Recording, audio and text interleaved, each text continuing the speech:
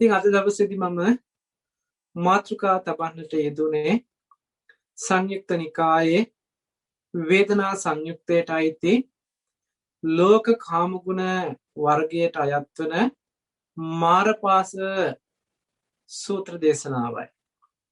මාරයාගේ පහස එහෙම නැතිනම් මාරයාගේ නැතුවීමකට ලක් වෙන්නේ කොහොමද කියන කාරණාව පිළිබඳව දේශනා කරන්නට යෙදුන සූත්‍ර ධර්මයක් තමයි අද එහි පාඩයක් තමයි මම මාතෘකා වශයෙන් තබන්නට යෙදුනේ. නමුත් මම මාතෘකාවෙන් මාතෘකා කරන්නට යෙදුන දහම් කරුණ පැහැදිලි කරලා දෙන්නට පෙර ආතුව ඔබට පිළිබඳව වඩාත් දැන ගැනීම සඳහා වටපිටා පරිසරයක් පැහැදිලි කරලා දෙන්නට බලාපොරොත්තු වෙනවා. ඒ සඳහා උදාහරණ කීපයකින් පළමුවෙන් පිළිබඳව පැහැදිලි කරලා දෙන්නට අදහස් කරනවා. පළවෙනිම උදාහරණයේ විදිහට ගත්තොත් මේක බොහොම සරලයි උදාහරණය. නමුත් මේ උදාහරණය තුළ අන්තර්ගත න්‍යාය ඔබ දක්ෂ වෙන්නට ඕනේ. ඒ නිසායි මම මේ උදාහරණ කීපයක්ම ඉදිරිපත් කරන්නේ. මේ උදාහරණත් ඒ වගේම මින් ඉදිරියට විස්තර කරන දහම් කරුණුත් පිළිබඳව ඔබ ධර්මයේ ශ්‍රවණය කරන්නට ඕනේ කොහොමද කියන එක පිළිබඳවත් මුලින්ම මතක් කර දෙන්නට ඕනේ කියලා හිතුණා. මේ කතා කරන උදාහරණ වලට උපමේයන් යොදන්නට එපා. තමන් මේ කියන්නේ මේ අහවල් දෙයට වෙන්නේ නැති මේ අහවල් කාරණේ වෙන්නේ නැති කියලා ඔබ ඒකට පද බඳින්න අදහස් දරන්නට එපා. මොකද මම අවසානයේ මේ සියල්ල එකට එකතු කරලා මේකෙන් අදහස් කළේ මොන වගේ අර්ථයක්ද කියන එක පිළිබඳව පැහැදිලි කරන නිසා. කල්ැතුව ඔබ යම් අදහසක් දරාගෙන හිටියොත් ඔබට ඒ අදහසටම අනුව කරුණු ටික එකතු කරගන්නවා විනා මේ කියන්නේ මොන වගේ අර්ථයක්ද කියන එක පිළිබඳව වටහා ගන්නට බොහෝ දුෂ්කර වෙන්නට පුළුවන්. ඒ නිසා අද ධර්ම ශ්‍රවණය කරනකොට ඔබ හැමදෙනාටම මතක් කරනවා හිතේ නොයෙකුත් විතර්ක වලට ඉඩ තියන්නේ නැතුව කෙසේද කියලා සැක සංකා උපදවා ගන්නේ නැතුව මේ කියන කරුණු මේ කියන වචනත් එක්කම ඔබේ හිත අරගෙන එන්න මේ කියන කාරණා පිළිබඳව බොහෝම දක්ෂ වෙන්නට. මේකට වඩා පරිබාහිරව යමක් හිතන්නට යන්න එපා. අතිධාවනයක් කරන්නට එපා. මේ යන වචනයක් ගාන වෙන්න මිසක් මාව පහු කරගෙන ගිහිල්ලා හිතන්න යන්න එපා. මම මෙහෙම අර්ථයක් මම මෙහෙම කාරණයක් ඔබට මතක් කරන්නේ අද මේ කතා කරන දහම් කරුණ දහම් පරයය හරිම සියුම් කාරණයක්. ඒ නිසා ඔබට අර්ථය වැහෙන්නට පුළුවන් ඔබේම හිතේ ඇති වෙන විතර්ක නිසා. ඒ නිසා ඔබට නැවතත් මතක් කරනවා මේ දහම් කරුණු ටික ඒ වගේම මේ උදාහරණ ටික බොහෝම සාවධානව බොහෝම ඕනකමින් ඒ තුල කියන්නේ මොන වගේ කාරණයක්ද කියමින් ඒ ළඟම ඇසුරු කරන්න හිතට දුර දුවන්න දෙන්න එපා. නොයෙකුත් විතර්ක වලට ඉඩ තියන්නේ නැතුව ධර්ම ශ්‍රවණය කරන්නට සූදානම් වෙන්න කියලා මුලින්ම මතක් කරනවා. ඉතින් මේ අපි කවුරුත් දන්න උදාහරණ කීපයක් මේ ගන්නෙ. නමුත් අපි කවුරුත් දන්නවා කියලා කිව්වට මේ තුල අන්තර්ගත වෙන සියුම් සිද්ධිය පිළිබඳව අපි මනාව අවබෝධ කරගෙන නැහැ කියන එකයි මම මෙතනදී අදහස් කරන්නේ. මේ කාරණා ටික අපි හොඳට දන්නා වූ කාරණා නිසායි අතිධාවනයක් කරන්න. එහෙම නැත්නම් මේ කියන්නට ඉස්සර වෙලා ඔබ ගිහිල්ලා ඒ පිළිබඳව මෙහෙම කියලා හිතන්න යන්න එපා කියලා මම මතක් කළේ. පළවෙනියටම කාරණයක් ඔබට මතක් කරනවා මේ ගහක හෙවණැල්ල වැටෙන සිදුවීම පිළිබඳව. අපි මේක වචනෙන්ම කියන්නේ ගහේ හෙවණැල්ල වැටුණා කියලා. හැබැයි මේක ගැන විමසිලිමත්ව බලනකොට මේ උදාහරණය හොඳට බලන්න ගහ විතරක් තිබුණට හෙවණැල්ල වැටෙන්න විදිහක් නැහැ.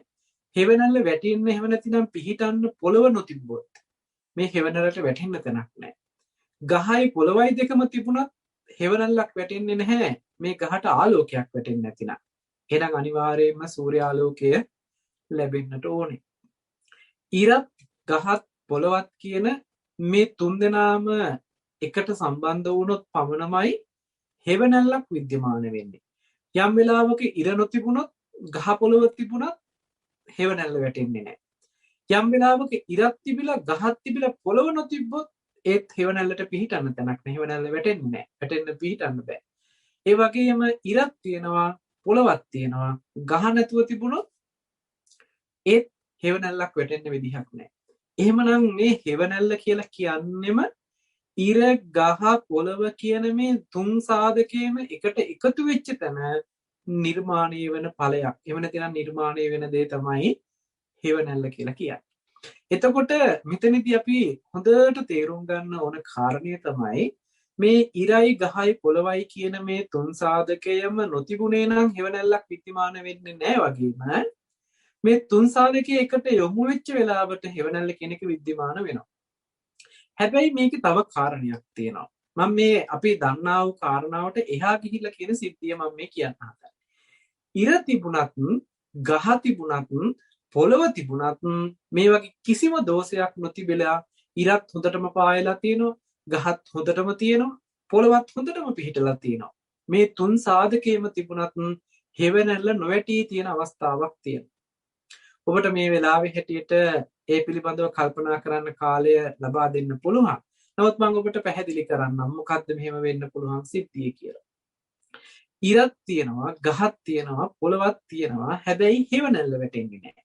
මේකට හේතුව තමයි අපි නිකන් උදාහරණයකට හිතමු මේ වෙලාව මේ දැන් අද මේ දේශනාව කරන මේ වෙලාව තුල එංගලන්තයේ උදේවරුව. අපි හිතමු කොන්න දැන් එංගලන්තයේ ඉර පායලා තියෙනවා.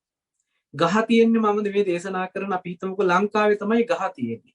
හැබැයි මේ වෙනකොට ඕස්ට්‍රේලියාවට රාත්‍රී වෙලා. අපි ඕස්ට්‍රේලියාවේ ඉන්න කෙනෙක් හෙවණැල්ල වැටෙනවද කියලා ඒ පොළව දිහා බලාගෙන හිටියට ඉර එංගලන්තයේ පැත්තට පායලා ගහ ලංකාවේ තිබිලා පොළව ඇමරිකා එහෙම නැත්නම් ඕස්ට්‍රේලියාව පැත්තේ තිබුණොත් මේ හෙවණැල්ල කියන එකක් विद्यमान වෙන්නේ නැහැ. මොකද ඉරක් තියෙනවා, පොළවක් තියෙනවා, ගහක් තියෙනවා. මේ තුන් සාධකේම තියෙනවා. හැබැයි හෙවණැල්ලක් වැටෙන්නේ නැහැ. එහෙමනම් හෙවණැල්ල නොවැටෙන්න හේතුව තමයි මේ ඉර, ගහ, පොළව කියන තුන් දෙනා එක තැනක හම්බ වුණේ නැහැ. තුන් දෙනා තුන් පොළක තියෙන්නේ. ඉර වෙනම පැත්තක තියෙනවා, ගහ වෙනම පැත්තක තියෙනවා, පොළව තවත් පැත්තක තියෙනවා.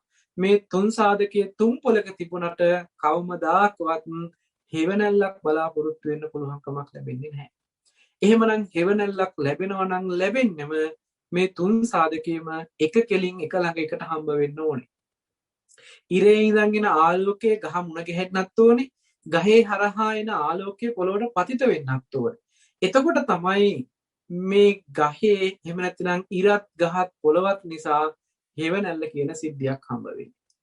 එහෙමනම් මෙන්න මේ පිළිතුර ඔබට පැහැදිලි ඇති කියලා හිතනවා. මම මේක මෙතනින් රඳවලා තියෙනවා මේ අර්ථය මට ඊළඟට දහම් කරුණු විස්තර කරන්නට අවශ්‍ය වෙන නිසා.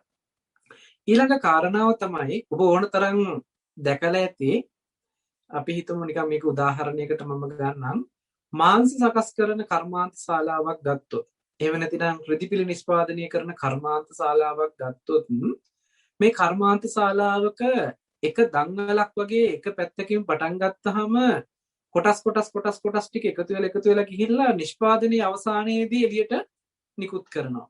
මේක දංගලක් වගේ කොටස් ටිකක් එකතු කරගෙන ගිහිල්ලා තමයි එළියට නිෂ්පාදනයක් හම්බ වෙන්නේ. අපි නිකන් උදාහරණයකට හිතමු මාංශ නිෂ්පාදනය කරන කර්මාන්ත ශාලාවක් ගත්තාම එක පැත්තකින් සත්තු ඇතුළත් කරනවා. අපි හිතමුකෝ ගවයෝ වෙන්න පුළුවන්, එළුව වෙන්න පුළුවන්, කුකුල්ලු වෙන්න පුළුවන්, ඌරෝ වෙන්න පුළුවන් යම් ආදී සතෙක් මේ කර්මාන්ත ශාලාව එක පැත්තකින් ඇතුල් කරනකොට මේ සතා ඒ දංගල වගේ ඇතුළට ගිහිල්ලා ඒ සුද්ධ වෙලා ඒ කැපිලි කෙට්ලේ ආදී දේවල් සිද්ධ වෙලා අවසානයේ එළියට නිෂ්පාදනීය විදිහට එළියට නිකුත් වෙනවයි කියලා හිතන්නකො ටින් වෙලා මාංශ ටින් වලට සකස් වෙලා එහෙම නැතිනම් පාර්සල් හැදිලා පැක් වෙලා එළියට එනවයි කියලා හිතන්න. මෙන්න මේක මේ පැත්තෙන් ඇතුල් කරනකොට එහා පැත්තෙන් නිෂ්පාදනයක් විදිහට එළියට එනවා ඒ නිපැයුමක් සකස් වෙලා. ඒ වගේම රෙදි පීස් එකක් අරගෙන කපලා ඒ කෑලි වලට කපලා එක එක කේබල් එහෙම නැත්නම් එක එක පේලි වලින් එක එක කොටස් මහලා අන්තිමේ මේ ටික ඔක්කොම එකට එකතු කරලා නිර්මාණය කරනවා ඒ අදාළ ඇඳුම. ඒ ඇඳුම නිෂ්පාදනය කරලා අවසානයේ එළියට දානවා. මේක අනිත් පැත්තට හැරෙව්වොත් බලන්න ඔබට මේ කියන අර්ථය එනවද කියලා.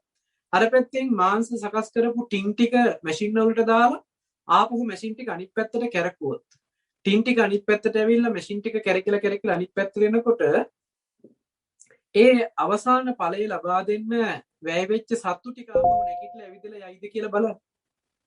එහෙම නැතිනම් ඒ සත්තු ටික ආපහු ඒ සත්තු ඒ විදිහටම සකස් කරන්න පුළුවන්ද කියලා බලන්න. නෑ මේක එක පැත්තකට විතරයි. ආපහු වෙන්නේ නෑ. ආපහු ගේන්න බෑ. ඒ කියන්නේ මස් ටික එහෙම නැතිනම් මාංශ ටින් ටික මැෂින් එකකට දාලා අනිත් පැත්තෙන් සත්තු ටිකක් ගන්න පුළුවන් ක්‍රමවේදයක් නැහැ. ඒ වගේම නිෂ්පාදනය කරපු මේ නිවි ඇඳුම මැෂින් එකකට දාලා මෙහා පැත්තේ නම් එහා පැත්තට අරගෙන ගිහිල්ලා ආපහු අර රෙදි පීස් එකක් විදිහට කපන්න ඉස්සර වෙලා තිබුණ තනි රෙද්දක් විදිහට තියෙන මේ නිෂ්පාදනයේ මුලට යන්න බෑ. ඒ කියන්නේ නිෂ්පාදනය කරපු ක්‍රියාවලිය ආපස්සට හරවලා ආපහු තිබ්බ තත්ත්වයට ගේන්න පුළුවන් කමක් නැහැ.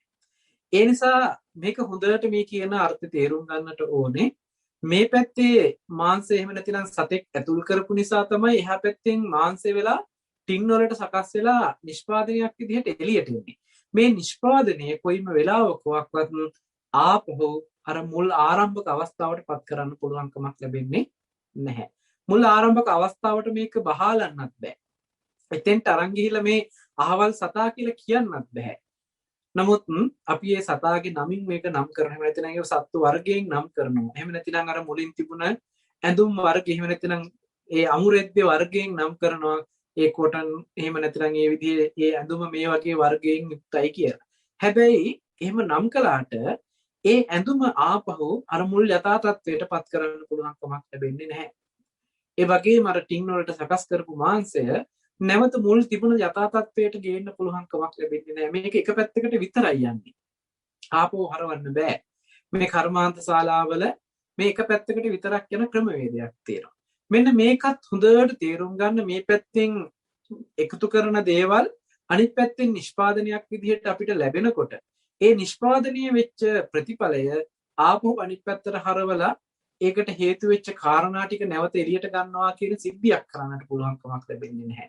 මම මේ සිද්ධිය මේ පරමාර්ථ වශයෙන් කියන සිද්ධියක් නෙමෙයි.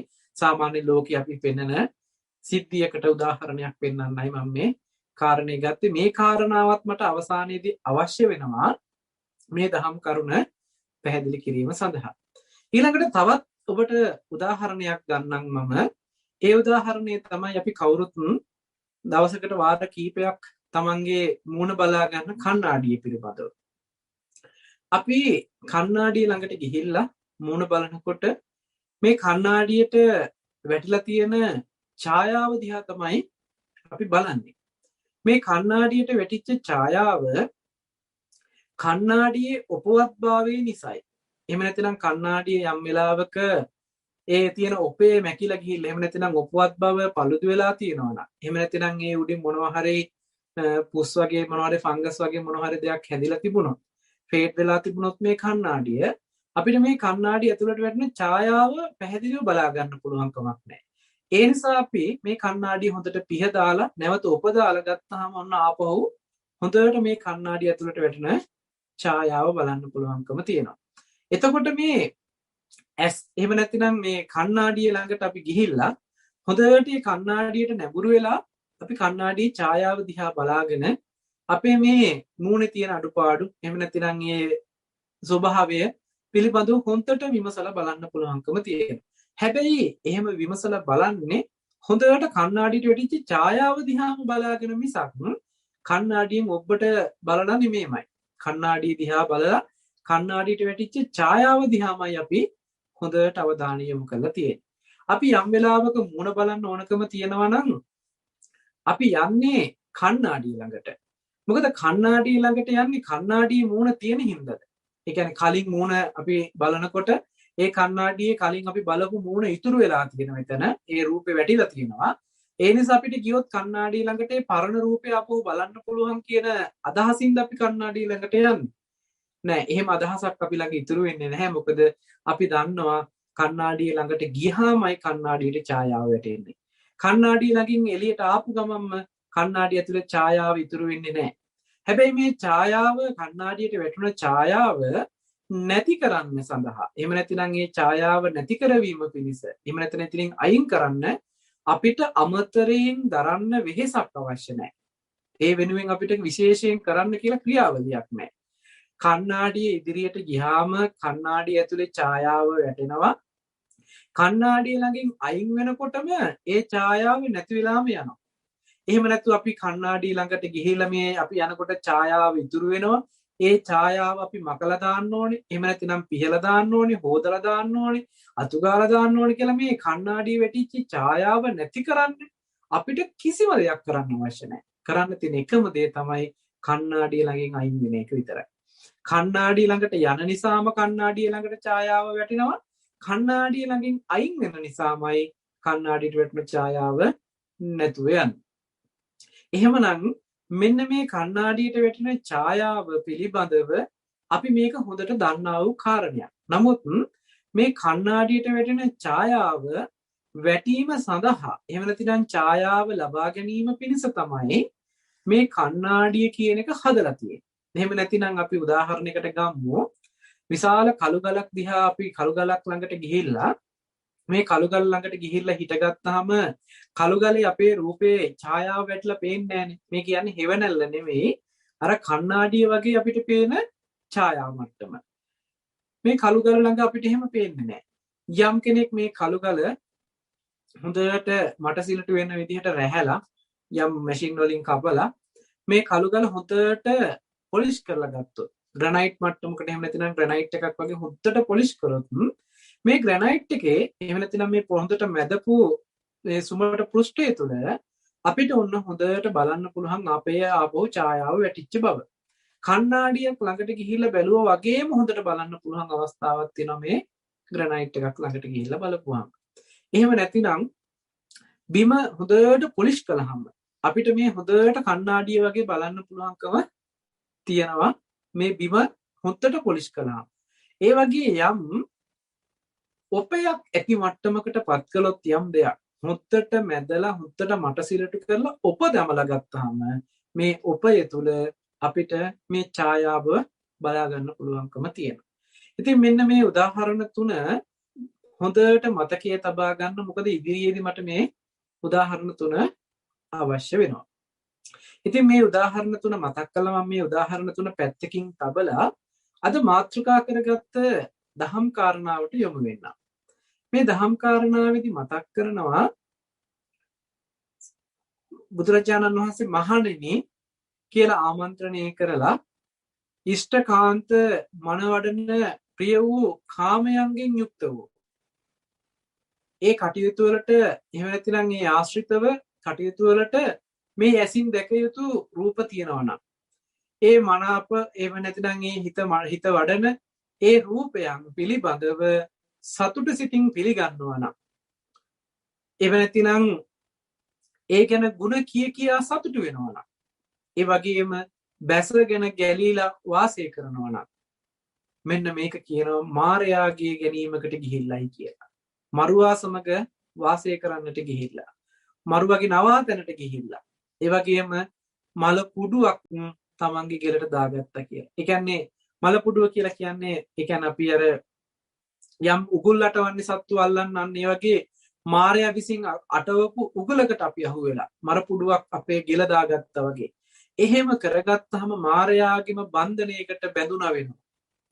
මායාවගේම බන්ධනයකට බැඳුන කෙනෙක් විසින් මායාවට කැමති දේවල් කරන්න පුළුවන්කම ලැබෙනවා කියලා මෙතනදී මේ සූත්‍ර දේශනාවේ මේ පාඩය තුල පෙන්වන සරල අදහස. නමුත් මේක මොකද්ද මේ කියන්නේ කියන එක පිළිබඳව අපි හොඳට විමසලා බැලීමක් කළ යුතු වෙනවා.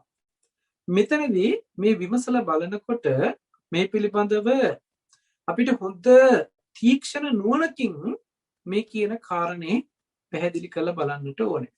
මේ සඳහා න්‍යාය දර්ශනයක් ඉදිරිපත් කරලා ඊට පස්සේ ඒකට අනුරූපව යථාර්ථයේ සිද්ධ වෙන්නේ මොකක්ද? ඒ යථාර්ථයෙන් නොදකින්න නිසා මායාවේ වසඟයට යන්නේ කොහොමද කියන එක පිළිබඳව ටිකක් සියුම් අර්ථය ඇතිව පැහැදිලි කරන්නයි බලාපොරොත්තු වෙන්නේ.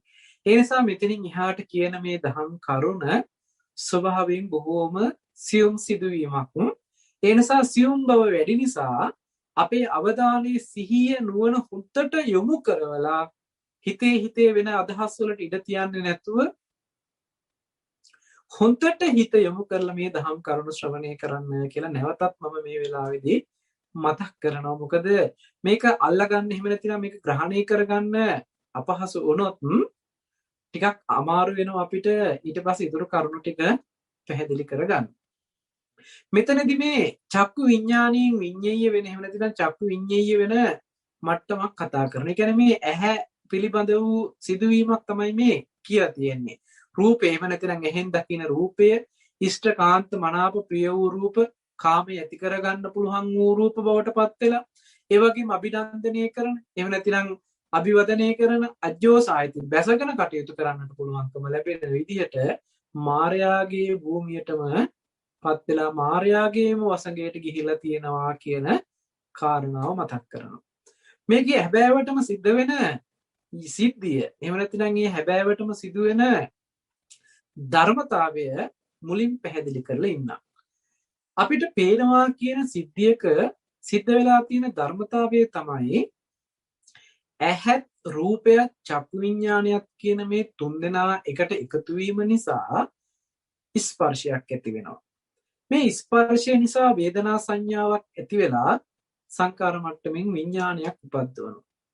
ඒ නිසා ඇහත් රූපයත් චක්කු විඥානයත් නිසා ස්පර්ශ වෙලා ඒ ස්පර්ශය විසින් වේදනා සංඥා නිර්මාණය කරලා ඒ නිර්මාණය වුණ සංඥාව විඥානය විසින් දැනගන්නා වූ බවට පත් වෙනවා. ඕක තමයි සිද්ධ වෙන සිද්ධිය. හැබැයි මෙතනදී මේ සිද්ධිය අපි හොඳට තේරුම් ගන්න ඕනේ මොකද්ද මේ කියන අර්ථය කියලා. එතනදී ඇහත් රූපයත් චක්කු විඥානයත් කියන මේ තුන්දෙනා එකට එකතු වුණ තැන තමයි ස්පර්ශයක් ඇති වෙන්නේ. මෙන්න මේ අර්ථය පැහැදිලි කරන්න තමයි මම අර ගහේ උපමාව ගත්තේ. ගහේ උපමාවේදී මම මතක් කළේ එංගලන්තයට ඉර පායලා ලංකාවේ ගහ තිබිලා ඕස්ට්‍රේලියාවේ හෙවණැල්ලක් බලාපොරොත්තු වුණාට එහෙම හෙවණැල්ලක් වැටෙන්න සාධකයක් නැහැ. මොකද මේ තුන්දෙනාම එක තැනක මුණ ගැහෙන්නට ඕන. එක තැනක මුණ ගැහෙන සිද්ධියක් අපි තේරුම් ගන්නට ඕන. එහෙම වුණොත් විතරයි හෙවණැල්ල කියන සිදුවීම එහෙම නැත්නම් හෙවණැල්ල කියන ඵලයේ බලාපොරොත්තු වෙන්න පුළුවන්කම තියෙනවා. ඇහත් රූපයත් චක්කු විඥානයත් කියන මේ තුන්දෙනා නිසා ඇතිවන ස්පර්ශය හරියට අර හෙවණැල්ල වගේ.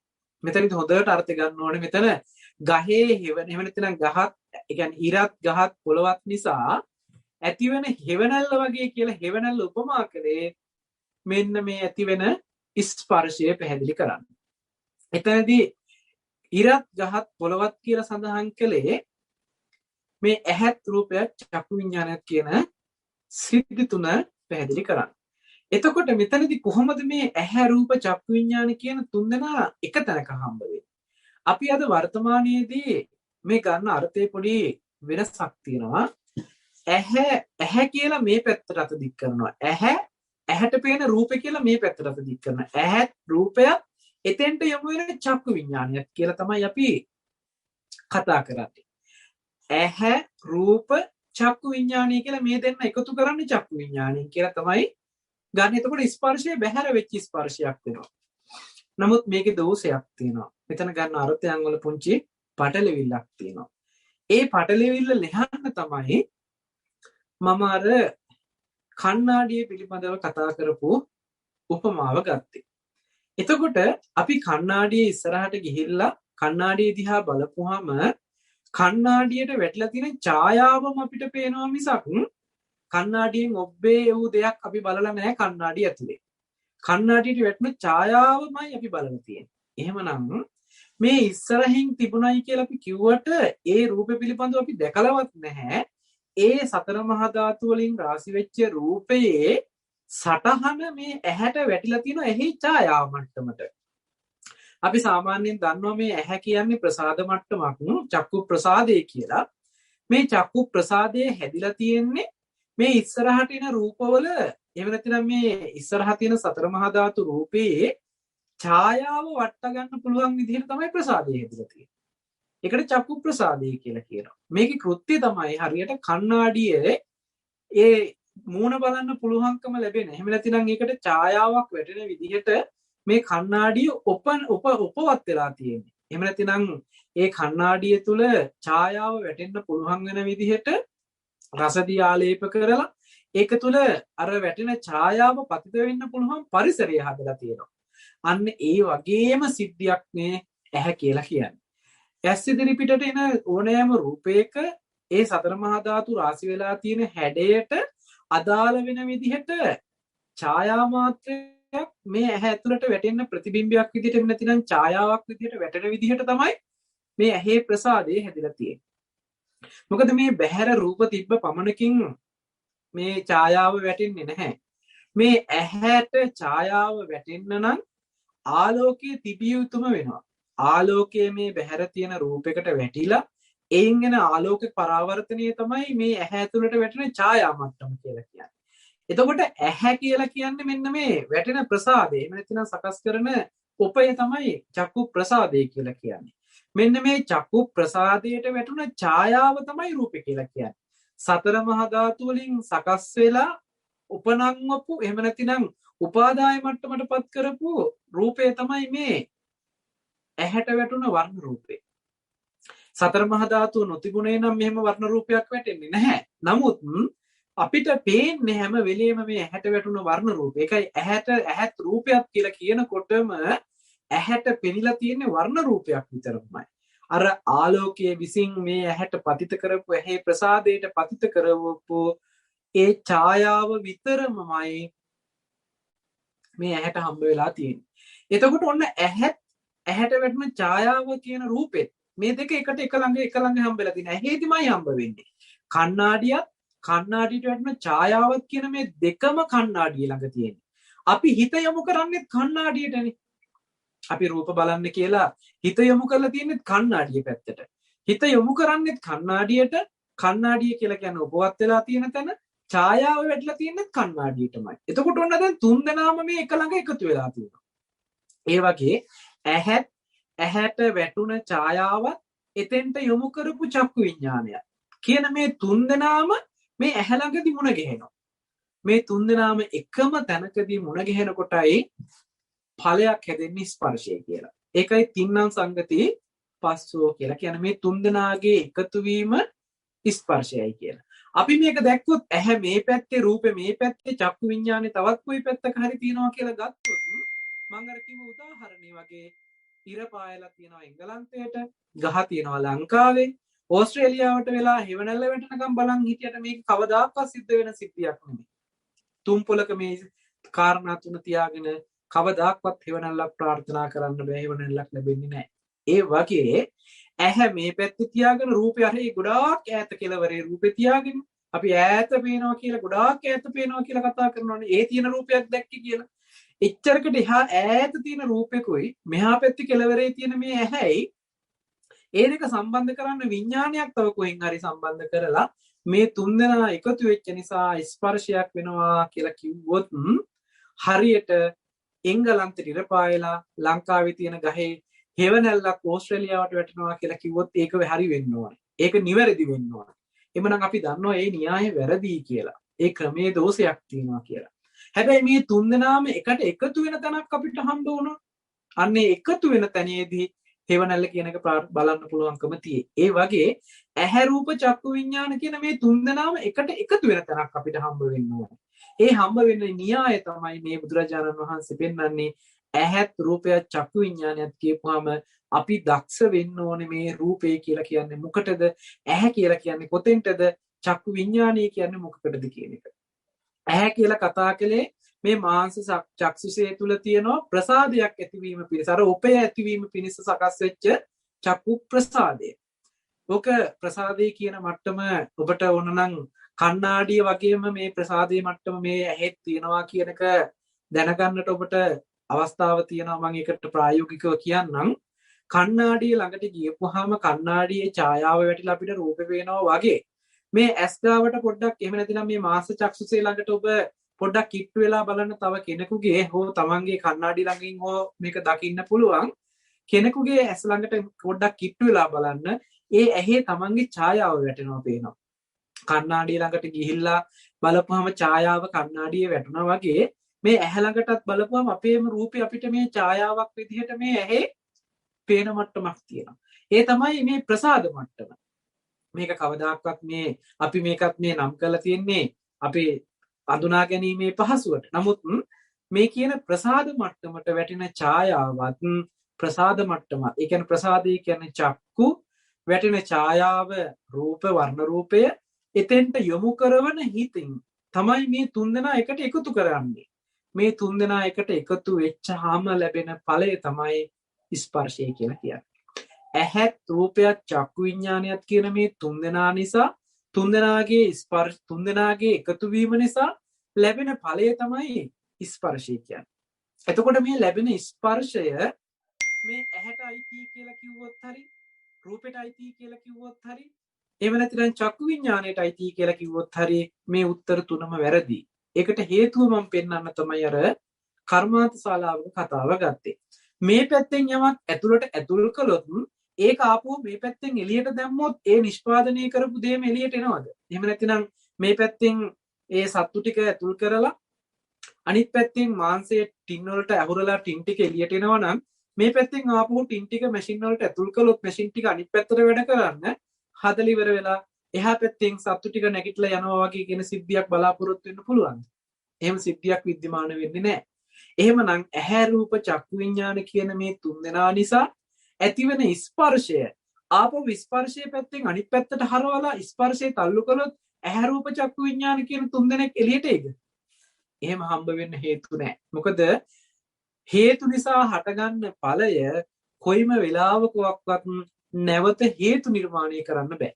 ඒ කියන්නේ ආපහු මුල් හේතුව නිර්මාණය කරන්න බෑ. මොකද හේතු ටික වැය වෙලාමයි ඵලය නිෂ්පාදනය කරලා තියෙන්නේ. ඵලයක් නිර්මාණය වෙන්නේ. ඇහැ රූප චක්කු විඥාන කියන මේ තුන්දෙනාම වැය වෙලා ඉවරයි. තුන්දෙනාගේ ක්‍රියාවලිය වැය වෙලා ඉවරයි ස්පර්ශය කියන ඵලය ලබා දෙන්නේ. ඒ නිසා මේ ස්පර්ශය ආපහු ඇහැටයි tie කිව්වොත් හරි රූපෙටයි tie කිව්වොත් හරි එහෙම නැතිනම් චක්කු විඥාණයටයි tie කියලා කිව්වොත් හරි මේක වැරදි. අර වැටෙන හෙවණැල්ල ගහටයි tie කිව්වොත් හරි පොළොවටයි tie කියලා කිව්වත් එහෙම නැතිනම් ඉරටයි tie කියලා කිව්වත් මේ උත්තර තුනම වැරදි. හැබැයි ඉරයි ගහයි පොළොවයි කියන මේ තුන්දෙනාටම අයිති නැති තුන්දෙනා ළඟම නොතිබුණ ඵලයක් තමයි මේ තුන්දෙනා එකතු වුණාම හම්බ වෙලා තියෙන්නේ. ඒ හම්බ වෙච්ච ඵලයට කියනවා හෙවණැල්ල කියලා. හැබැයි මේ හෙවණැල්ල කොයිම වෙලාවකවත් ඉරට අයිතිත් නැහැ, පොළොවට අයිතිත් නැහැ, ගහට අයිතිත් නැහැ. හැබැයි මේ තුන්දෙනාට අයිති නොවුනට මේ තුන්දෙනා නැතුව පවතින එකකුත් නෙමෙයි. ඒකයි මේ හේතුඵල ධර්මයේ තියෙන විශේෂත්වය. හේතු නිසා ඵලය හටගන්නවා. හැබැයි ඵලය තුල හේතු දකින්න බෑ. ඵලය තුල හේතු තියෙන්න බෑ.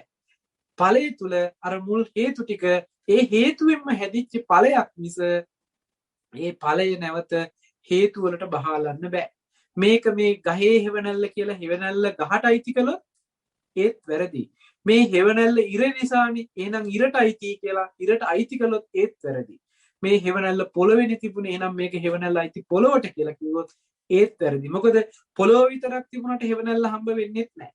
ගහ විතරක් තිබුණාට හෙවණැල්ල හම්බ වෙන්නේත් නැහැ. ඉර විතරක් තිබුණාට හෙවණැල්ල හම්බ වෙන්නේ නැහැ. මේ තුන්දෙනාම එකට එකතු වෙන්නත් ඕන. තුන්දෙනා තුන් පොළක හිටියට හෙවණැල්ල හම්බ වෙන්නේත් නැහැ.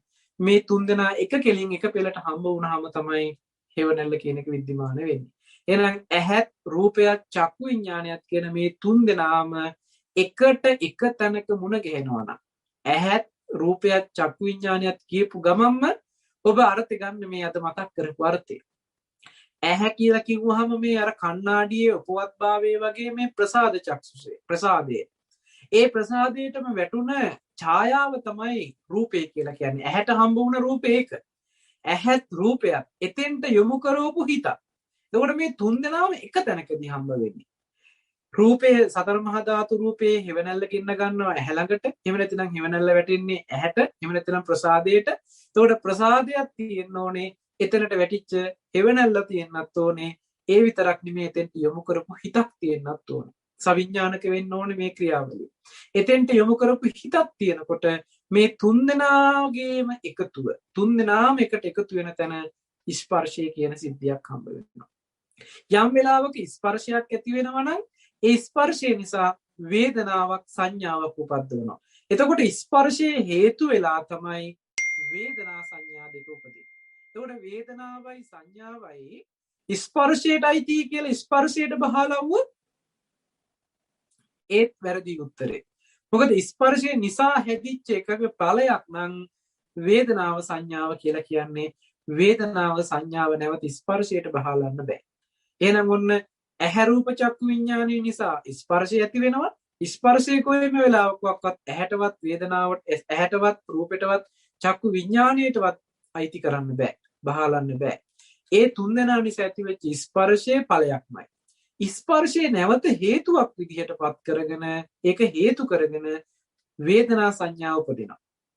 මේ උපදින වේදනා සංඥා දෙක නැවත ස්පර්ශයට අයිති කියලා ආපස්සට යන්න බෑ. මම අර කර්මාන්ත ශාලාවේ පෙන්නපු උත්තරේ ඒකයි පෙන්නුවේ විදිහට.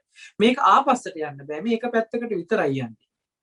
ස්පර්ශ නිසා වේදනා සංඥා ඇති වෙන්න පුළුවන්. නමුත් වේදනා සංඥා නිසා නැවත ස්පර්ශය කියන පැත්තට අත දාන්න පුළුවන් කමක් නෑ. මේ පැත්තට යන්නේ නෑ. මේ විදිහට වේදනා සංඥා නිසා විඥානීය විසින් දැනගන්නවා කියන සිද්ධියකට යනවා. විඥානීය විසින් දැනගන්නේ මේ සංඥා මට්ටමකින් හම්බ වෙච්ච තොරතුරු ටික තමයි විඥාණයෙන් දැනගන්නේ. විඥාණයට බලන්න පුළුවන් ඔබට තීරණයක් ඔබ මේ කියන කාරණේ පිළිබඳව හොඳට නුවණින් බලන්න. විඥාණයට හම්බ වෙලා තියෙන සංඥා මාත්‍රයකින් දුන්න පණිවිඩයක් විතරයි. විඥාණයට කොයිම වෙලාවකවත් ස්පර්ශය හම්බ වෙලා නැහැ. මොකද සංඥාව ඇති වෙනකොටම ස්පර්ශය වැය වෙලා තමයි සංඥාව හදලා දුන්නේ. මොකද හේතුව වැය වෙලා තමයි ඵලය හදලා දෙන්නේ. ඵලය ළඟට අපි යනකොට හේතුව වැය වෙලා ඉවරයි. හේතුවේ ක්‍රියාවලිය කරලයි විපාක විදිහට එහෙම නැත්නම් ඵලයේ විදිහට සංඥාවක් උපද්දලා තියෙන්නේ. විඥානයේ විසින් මේ සංඥාව දැනගන්නවා කියන තැනට යන්න පුළුවන්කම තියෙනවා. හැබැයි විඥාණයට පුළුවන්කමක් නැහැ කොයිම වෙලාවකවත් ස්පර්ශ කියන මට්ටමට යන්න. මෙතන විඥානය කියලා කිව්වේ මනෝමය පැත්තෙන් තියෙන විඥානය. මනෝ විඥාණයට කොයිම වෙලාවකවත් හැකියාවක් ලැබෙන්නේ නැහැ ස්පර්ශ මට්ටමට යන්න. ඒ විතරක් නෙමෙයි මේ මනෝ විඥාණයට හැකියාවක් නැහැ ඇහැ රූප චක්කු විඥාන තියෙන තැනට යන්න. මේ විඥාණයට කොහෙත්ම හැකියාවක් නැහැ ඇහෙන් ඔබ්බේ තිබ්බ සතර මහා ධාතු මට්ටමට යනවා. මොකද මේක ආපස්සට යන බෙල්ට් එකක් නෙමෙයි. මේක එක පැත්තකට විතරක් වැඩ කරන සිද්ධියක්. විපාක මට්ටමේ සිද්ධිය ඇහැ රූප චක්කු විඥාන නිසා ස්පර්ශ වෙලා ස්පර්ශය නිසා වේදනා සංඥා ඇති වෙලා වේදනා සංඥා කියන කාරණා විඥානයේ විසින් විඤ්ඤාය වෙනවා දැනගන්නවා හඳුනා ගන්නවා කියන සිද්ධියකට යනවා. මේ විදිහට හඳුනාගත්ත සිද්ධිය ආපස්සට හරවලා මේ හඳුනාගත්තේ මේ ඇස් ඉදිරි පිටට ආපු සතර මහා ධාතුව කියලා කිව්වොත් වැරදි. මොකද සතර මහා ධාතුව කොයිම වෙලාවකවත් විඥාණයට හම්බ වෙලා නැමයි. මනෝ විඥාන මට්ටමට සතර මහා ධාතුව හම්බ වෙලාත් නැහැ. ඇහැ රූප චක්කු විඥානය හම්බ වෙලත් නැහැ. ස්පර්ශය හම්බ වෙලත් නැහැ. මේ විඥාණයට හම්බ වෙලා තියෙන සංඥා මාත්‍රයක් විතරයි. එහෙනම් මේ සංඥා මාත්‍රයකින් මේ විඥානය දැනගත්තා කියන සිද්ධියක් විතරයි විඥාන මට්ටමේ අත්දැකීම තියෙන්නේ. හැබැයි මේ සංඥාව උපද්දවන්න නම් අනිවාර්යයෙන්ම ස්පර්ශය කියන එක වෙන්නට ඕන. ස්පර්ශය ඇති වෙන්නට නම් ඇහැ රූප චක්කු විඥානය කියන තුන්දෙනා එකතු වෙන්නට ඕන. මේ තුන්දෙනා එකතු නොවුනේ නම් ස්පර්ශයක් වෙන්නේ නැහැ. ස්පර්ශයක් නොවුනේ නම් වේදනා සංඥාවක් උපදින්නේ නැහැ. සංඥාවක් නොඋපදුනා නම් විඥානයක් උපදින්නේ නැහැ. හඳුනා ගැනීමක් වෙන්නේ නැහැ. එහෙමනම් ඔන්න හේතු නිසා හට ගන්නවා හේතු නැති වෙනකොට නැති වෙනවා කියන සිද්ධියක් මෙතන තියෙනවා. මෙන්න මේ කියන යථාර්ථ සිද්ධිය විපාක මට්ටමේ පවතින මේ සිද්ධිය අහලා දැනගත්තේ නැතිනම් යම් කෙනෙක් අශෘතවත් පෘථග්ජනයා කියලා කියනකොට අහලා දැනගත්තේ නෑ මේ කෙනා. ශ්‍රුතවත් ආර්ය ශ්‍රාවකයෙක් උනේ නෑ. බුදුරජාණන් වහන්සේගෙන් හෝ ඒ මග වැඩිය ආර්යයන් වහන්සේ නමකගෙන් සත්පුරුෂයෙකුගෙන් හෝ සත්පුරුෂ ධර්මයකින් හෝ මේ කියන කාරණේ මේ පණිවිඩය අහලා දැනගත්තේ නැති වුණාම ඔන්න දැන් තමයි මායාවේ භූමියට යන විදිය කියලා දෙන්න හදන්නේ. මෙන්න මේ කියන සිද්ධිය නොදකින්නකොට විඥානය කියලා කියන්නේ හැම වෙලේම මායාවක්. මැජික් කාර්යයක්.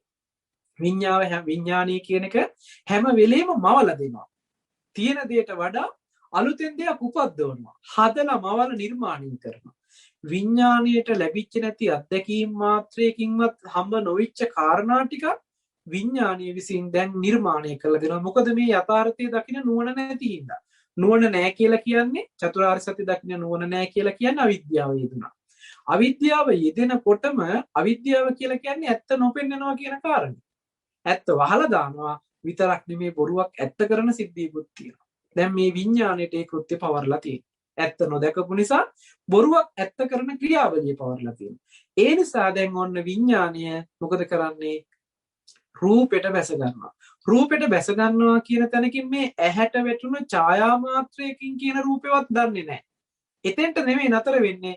ඒ ඡායා මාත්‍රය ඇති කරවීම පිණිස සකස් වෙලා තිබුණ සතර මහා ධාතුව කියන තැනටම යනවා. මේ විඥාණය එතෙන්ට යනවා කියලා කිව්වේ එතෙන්ට යනවා නෙමෙයි ඇත්තටම ඒ මට්ටමින් ප්‍රපංච කරනවා. ඒ මට්ටමේ ඇති බවට හම්බ වෙනවා. එතෙන්ටම ගහගෙන යනවා. එතෙන්ටම යොමු වෙනවා. එතෙන්ටම අරමුණු කරනවා කියන නිමිති ගන්නවා කියන සිද්ධියක් තියෙනවා.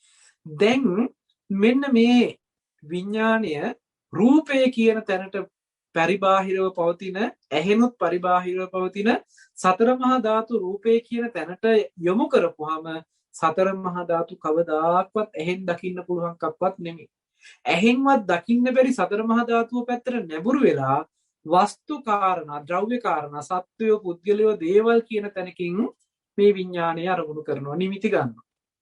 මේ අහවල් කෙනා, මේ අහවල් කෙනා, මේ අහවල් දේ, මේ දේ කියලා දැන් ඔන්න ටට්ටක් ගාලා හිත ඇතුලේ ප්‍රපංච ටිකක් හදනවා.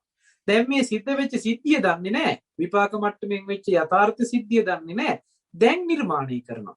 මේ විදිහට ඇහැට ඔබෙන් තියෙන සතර මහා ධාතු මට්ටමේ තියෙන තැනකට සත්වය, පුද්ගලයෝ, ද්‍රව්‍ය කාරණා කියන මට්ටමකින් බැස්සහම එතන තියෙන දෝෂය මුළු කාම ලෝකයක්ම හදා ගන්නවා. දැන් ඔන්න උතරින් නිර්මාණය වෙනවා මුළු කාම ලෝකෙම. දැන් මේ කාම ලෝකෙ පිළිබඳව අභිනන්දති, අභිවදති, අජ්ජෝසායතිට්ඨති. සතුටු වෙන්න පුළුවන්, ಗುಣ කියා සතුටු වෙන්න පුළුවන්, ඒ තුලට බැහැගෙන කටයුතු කරන්න පුළුවන්. දැන් ඔන්න මායාවේ භූමිය සකස් කරලා ඉවරයි. දැන් මේ මායාවේ භූමියට බැහැලා මායාවේ භූමිය තුලම මායාවේ වසඟේම මායාවේ ජීවිතේම කරගෙන අපි ජීවත් වෙනවා. මායාවේ ගෙදරටම ගිහිල්ලා අපි දැන් ඉන්නේ. මේ විදිහට මායාවේ භූමියට ගිහිල්ලා ඉන්නකොට මායා කැමති දේවල් කරන්න උප්පරිමේ මායාට අවස්ථාව තියෙනවා. මේ කෙලස් ටික නිර්මාණය කරලා මෙතන ඉඳන් අපිට ඕන තරම් කාමාවචර කර්ම කරමින් සතර මහා පාය යන්න පුළුවන් අවස්ථා තියෙනවා. ඒ වගේම කාමාවචර කුසල කර්මයන් කරමින් සුගතිය යන්නත් පුළුවන්කම තියෙනවා. හැබැයි කොහොම වෙතත් මේ භූමිය කාමාවචරයි. දැන් මේ කෙනා මේකේ හැසිරෙන පුද්ගලයෙක් බවට පත් වෙලා කාමයේ හැසිරෙන්නෙක් බවට පත් වෙලා කාමයේම හසුරවලා කාමයේම භුක්ති විඳින කාමයේම ජීවිතය කරගත්ත ජීවිතයක් බවට දැන් පත් වෙලා තියෙනවා. මොකද්ද මෙහෙම වෙන්න දෝෂේ? ඇහැ රූප චක්කු විඥාන නිසා ස්පර්ශයත්, ස්පර්ශ වේදනා සංඥා නිසා විඥානයේ විසින් දැනගත්තා කියන මේ විපාක මට්ටමේ පැවතුන ස්කන්ධ ටික ඇති වෙලා නැති වෙන්නේ කොහොමද? හේතු නිසා හටගෙන හේතු නැති වෙනකොට නැති වෙනවා කියන චතුරාර්ය සත්‍ය දර්ශනය අහලා නොතිබිච්ච නිසායි අවිද්‍යාව යෙදෙන්නේ. අවිද්‍යාව යෙදුනහම තියෙන දෝෂේ තමයි නිර්මාණය කරගත්ත ලෝකෙක ජීවත් වෙනවා. එහෙමනම් දැන් කාම ලෝකයක්ම හදාගෙන ඇති බවට ඉතුරු කරගෙන ඒකේ හැසිරෙන්න පුළුවන් මට්ටම හදලා තියෙනවා. මේ මායාවේ භූමිය. දැන් මෙතනදී පෙන්නනවා ඔන්න චක්කු විඥාණයෙන් විඤ්ඤාය වෙලා රූප ඉත්තකාන්ත මනාප. ඒ කියන්නේ කැමැති ප්‍රියමනාප ප්‍රිය වූ රූප මනාපෝ මනවඩන රූප කාමයේ සංතරපණය කරන්න පුළුවන් රූප ඕන තරම් දැන් අපිට මේකේ හම්බ වෙලා තියෙනවා. හැබැයි ඇත්තටම වෙලා තියෙන්නේ පේනවා කියන තැනක මොකද්ද? මේ කාම රූප කොයි වෙලාවකවත් සතර මහා ධාතු වල තියෙන තැනක කොයි වෙලාවකවත් පෙනිලා නැහැ. පෙනිලා තියෙන්නේ ඇහැට වැටුණ ඡායාවක. ඒ ඡායාවකට හිත යොමු කරපු නිසා ස්පර්ශයක් වෙලා ඒ ස්පර්ශය වේදනා සංඥාවක් බවට පත් වෙලා ඒ සංඥා විඥානයේ විසින් හඳුනාගත් එකක් තමයි හැබෑවටම සිද්ධ වෙච්ච සිද්ධිය. එහෙම සිද්ධියක් වෙන තැනක මේ වෙච්ච සිද්ධිය නොදකින්නකම නිසා මේ විඥානයේ විසින් නිර්මාණය කළ දෙනවා, නිමිති හදලා දෙනවා, ප්‍රපංච කරලා කර්ම හදලා දෙනවා. මේ සත්වය, පුද්ගලයෝ, ද්‍රව්‍ය කාරණා තියෙන බවට ඇති බවටම හම්බ වෙලා තියෙනවා. ඒ පැත්තට නැඹුරු වෙච්ච නිසා. ඒ පැත්තට නැඹුරු වීමම තණ්හාව. ඒක අල්ලා ගැනීම උපාදාන මට්ටමටපත් වෙනවා. අල්ලාගත්තට පස්සේ ඒක තුල ඇති බවට ඉතුරු වෙනවා, භවයක්ම හදනවා. දැන් භවය හැදුවනම් ඒ ජාති ජරා ව්‍යාධි මරණ කියන දුක් ටික විඳින්න සිද්ධ වෙනවාමයි. ඒ නිසා අපේ ජීවිතේ අපි මේක නිවැරදිව සිද්ධ වෙච්ච සිද්ධිය මොකක්ද කියන යථාර්ථ දර්ශනය අහලා දැනගෙන ඒ පැත්තට අපේ මනස හැරවලා නුවණ හරවලා ඒ තුල කටයුතු කරපුවාම නුවණින් හොඳට විමසලා බලපුවාම නුවණට ප්‍රත්‍යක්ෂ වෙනවා වෙලා තියෙන්නේ මෙන්න මේ වගේ හේතුඵල ධමයක් නේද කියලා. හේතු නිසා හටගන්න බවකුත් හේතු නැති වෙනකොට නැති වෙන බවකුත් කියලා කියන්නේ මෙන්න මෙතන සිද්ධිය කියලා. ඇහැ රූප චක්කු විඥාන නිසා ස්පර්ශයකුත් ස්පර්ශ නිසා වේදනා සංඥාවකුත් ඒක දැනගන්නා වූ විඥානයකුත් ඉපදලා තියෙනවා. මේ හේතු නැති වෙනකොට මේ ධර්මතා ටික නැති වෙනවා කියලා දැන් හොඳට හේතුඵල ධර්මයට හිත තියලා චතුරාර්ය සත්‍ය දර්ශනයට හිත තියලා හොඳට නුවණ වඩව ගන්නවා. දැන් නුවණින් යුක්තව කටයුතු කරනකොට මේ කෙනාගේ නුවණට හොඳටම සාක්ෂාත් වෙන කාරණයක් තමයි කොයිම වෙලාවකවත් සතර මහා ධාතු රූපය ඇහැට හම්බ වෙලාම නැහැ. ඇහැට කවමදාකවත් සතර මහා ධාතු රූපේ බලන්න බෑ. සතර මහා ධාතු රූපේ රාශි වෙලා තිබුණ ඒ හැඩය තමයි ඇහැට වැටුණ ඡායාව. ඇහැට වැටුණ ඡායා මාත්‍රය විතරයි ඇහැට හම්බ වෙලා තියෙන්නේ. මේ ඇහැට වැටුණ ඡායා මාත්‍රය එහෙම නැත්නම් චක්කු ප්‍රසාදයට වැටුණ ඡායා මාත්‍රයට හිතත් යොමු කරපුවාම මේ තුන්දෙනාම නිසා මේ තුන්දෙනාටම අයිති නැති මේ තුන්දෙනාම නොවන අලුත් ධර්මතාවයක් උපදිනවා. ඒකට කියනවා ස්පර්ශය කියලා. මේ ස්පර්ශය ඇහැවත් රූපේවත් චක්කු විඥානයවත් වෙන්නේ නැහැ. මේ තුන්දෙනාටම අයිති නැහැ. මේ තුන්දෙනාගේම ගති ලක්ෂණ වලින් වෙනස්. නමුත් මේ තුන්දෙනාම නැතුව උපදින එකකුත් නෙමෙයි. තුන්දෙනා එකට එකතු වෙච්චාම උපදින ඵලයක්.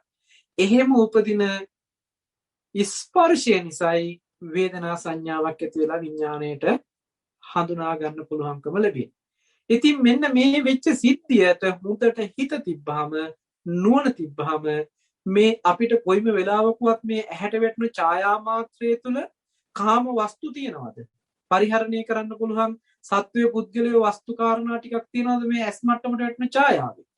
ඔබ මේක උදාහරණයක් ගන්න මම මුලින් කිව්ව උදාහරණේ කණ්ණාඩිය ඇතුළට වැටුණ ඡායාවක් තියෙනවා නම් මේ ඡායාවත් එක්ක අපිට මොනවද කරන්න පුළුවන්? ගනුදෙනු බලන්න විතරමයි පුළුවන්. අල්ලන්න බෑ, තද කරලා අල්ලන්න එහෙම නැතිනම් වැළඳ ගන්න බෑ, ඒකේ අඩුපාඩුම ගන්න බෑ, එහෙට මෙහෙට කරන්න බෑ, ඔසව ගන්න බෑ. මේකත් එක්ක වෙන කිසිම භෞතික කිසිම ගනුදෙනුවක් කරන්න පුළුවන් සිද්ධියක් නෑ මේ කණ්ණාඩියට වැටෙන ඡායාව.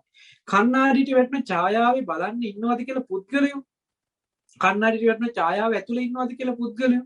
කණ්ණාඩියට වැටිලා තියෙන ඡායාව තුල අල්ලන්න පුළුවන් භෞතික දේවල් තියෙනවද කියලා බලන්න.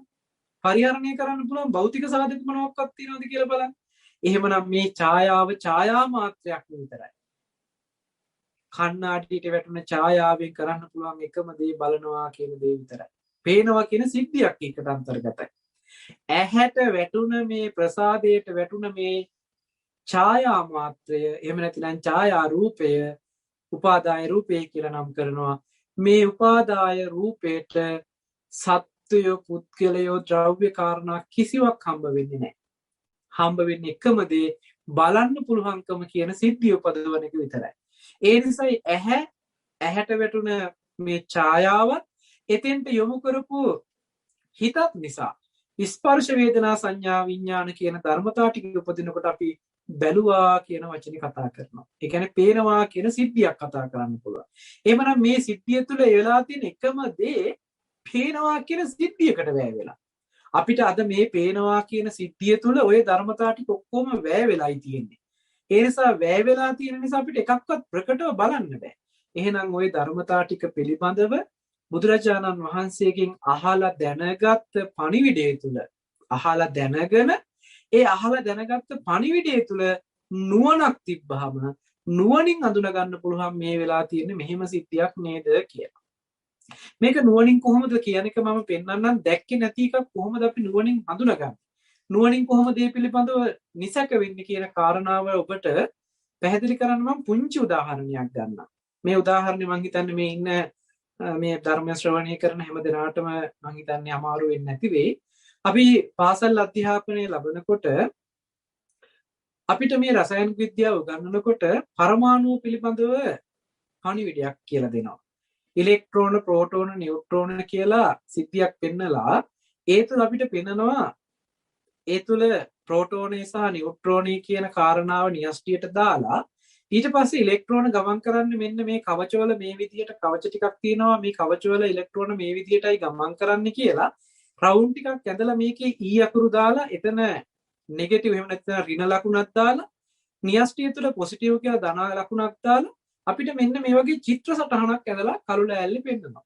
white board එකේ හෝ black board එකේ මේ වගේ සටහනක් ඇදලා අපිට පෙන්නනවා. එතකොට දැන් අපි මේක දිහා බලාගෙන න්‍යෂ්ටිය කියන්නේ මෙහෙම එකක්. ඊට පස්සේ ඉලෙක්ට්‍රෝන කියන්නේ මෙහෙම වටේට කැරකෙන එකක්.